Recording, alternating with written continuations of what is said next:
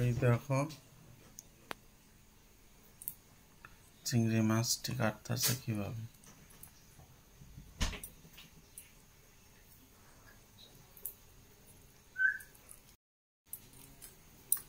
এই দেখো বন্ধুরা, চিংড়ি মাছের মাথাটি আলাদা করে রাখছেন। হ্যাঁ, এই মাথাটি বাইটে সেরা বড়া খাওয়া যায়, খুব টেস্ট। ছোট ছোট পেঁয়াজ টিয়াজ আদা টাদা দিয়ে সেরা বড়া করবো, খুব খাইতে স্বাদ। এই দেখো বন্ধুরা, গলদা চিংড়ি যে শুকলাটি বের করেছি এটা এখন বাটবো। বেটে কাঁচামরিচ পেঁয়াজ আদা টাদা দিয়েছে বড়া করব।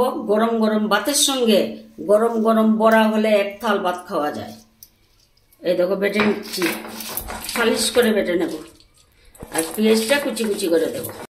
বন্ধুরা দেখো, এই যে চিংড়ি শুকলা দিয়ে বলেছিলাম না বড়া করব, এই বড়ার মধ্যে প্রথমে আমি পেঁয়াজ আর কাঁচামরিচের মধ্যে দিয়ে দিলাম বেসন,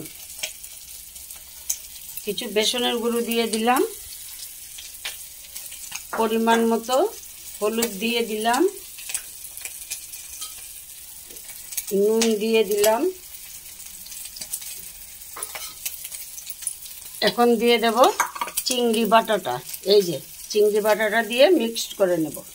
মা একটু জল দাও, দাও, বাস বাস বাস বাস বাস।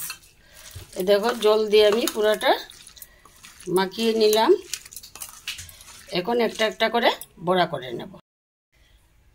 এই দেখো দিয়ে দিলাম, একটু বড় বড় করে দিয়ে দেব। গরম গরম ভাতের সঙ্গে খেতে খুব মজা।